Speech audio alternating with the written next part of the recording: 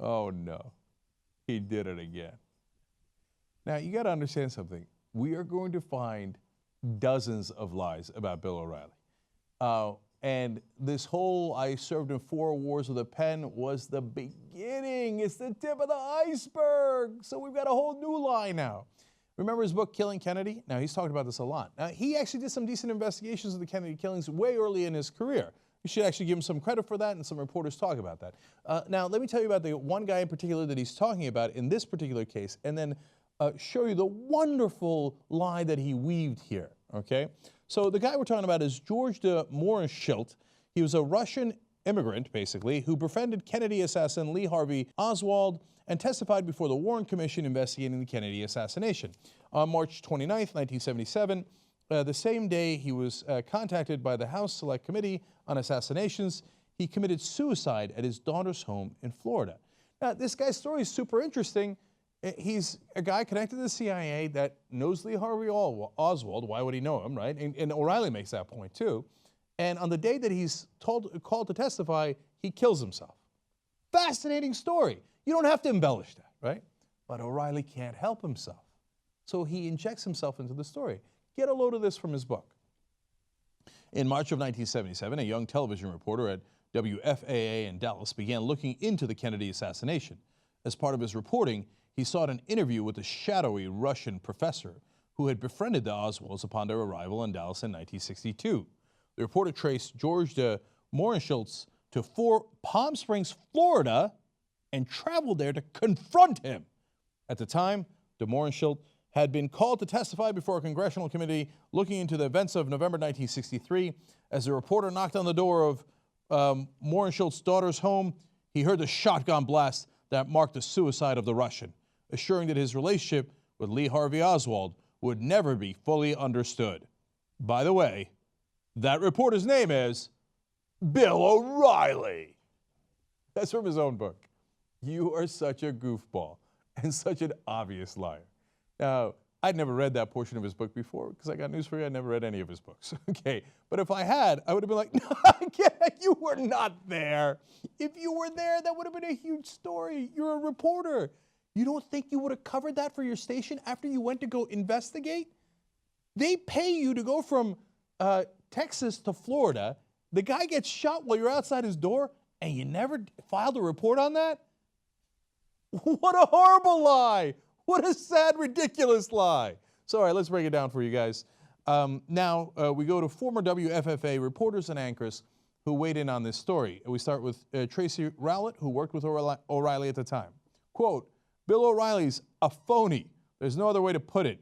He was not up on the porch when he heard the gunshots. He was in Dallas. He wasn't traveling at that time. The guy wasn't even in the same state. They have witnesses. They're like, O'Reilly was right here. We did the report about that guy getting shot, and O'Reilly's sitting next to me. Ah, you're such a terrible liar. All right, this is fun. Let's go to Byron Harris, another reporter for WFAA. O'Reilly was in Dallas. He stole that article out of the newspaper. I guarantee Channel 8 didn't send him to Florida to do that story because it was a newspaper story. It was broken by the Dallas Morning News. All right, one more from Tracy Rowlett here. I don't remember O'Reilly claiming that he was there. That came later. That must have been a brain surge when he was writing the book. All right, and I'm going to say it again, but Media Matters covered this story. Let me quote them because they put it well. Harris further pointed out, okay, now this again, one of the reporters from his station, further pointed out that WFAA would have reported it as some kind of exclusive, and there was no exclusive if O'Reilly had been standing outside the door. Look, you don't have to work in local news, but I did for a brief period of my life. If you were standing outside and a guy blows his brains out, even if he wasn't part of the Kennedy investigation, assassination, etc., you would have done a huge story on it, let alone the fact that this is one of the main witnesses called by the House on the Kennedy assassination. That would have been the story of your life. You would have had crews all over there. There's no tape of it because you weren't there, Bill. You're such a sad liar. It's hilarious. Okay, now watch this. He was recently on Fox and Friends a couple of years ago, and here's what he had said about what happened with that incident. There's a guy named George de Mohrenschildt who is a shadowy guy who had CIA connections, and he's swirling around Lee Harvey Oswald. Oswald's a loser, lowest rung. Okay? No way this guy should be swirling around him. Now, I reported on this guy when I was working at WFAA TV in Dallas, this de Mohrenschildt, because he taught at Bishop College in Dallas. I can't put that together.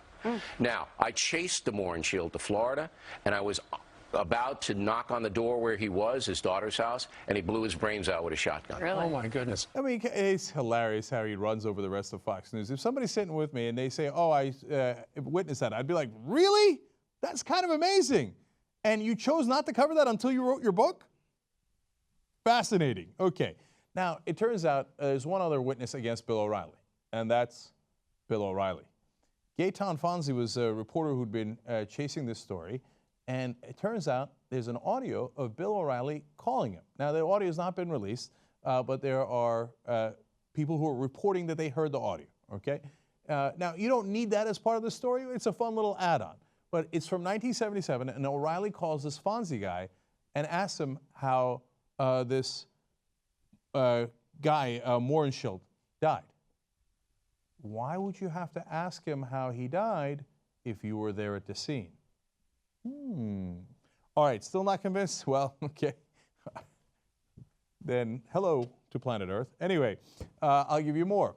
Here is a report from at the time. A Palm Beach County Sheriff's Office, this is Media Matters reporting this, a Palm Beach County Sheriff's Office death investigation report about de Mohrenschildt's suicide, a 19-page document that extensively details interviews with numerous relevant parties, makes no mention of O'Reilly. So you got a 19-page document from at the time, and they don't mention the guy sitting like a schmuck outside the door? Like, hello, anybody home? Anybody home? Oh, wow, oh my God, he killed suicide. Anyway, I'll see you guys later. Then you go to the police report from the time.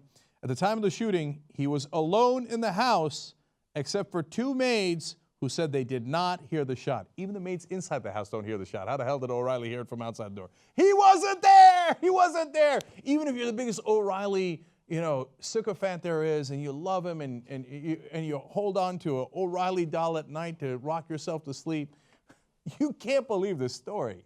I know you. You can make any excuse. You can call me any names you like, which I know you like to do, and O'Reilly can say, it's a gutter snipe, it's a left-wing smear merchants. But even you know that this is a lie. To be fair to Bill O'Reilly, he has done some heroic things. It turns out that when Hitler committed suicide in his bunker, it's because O'Reilly was knocking on the door.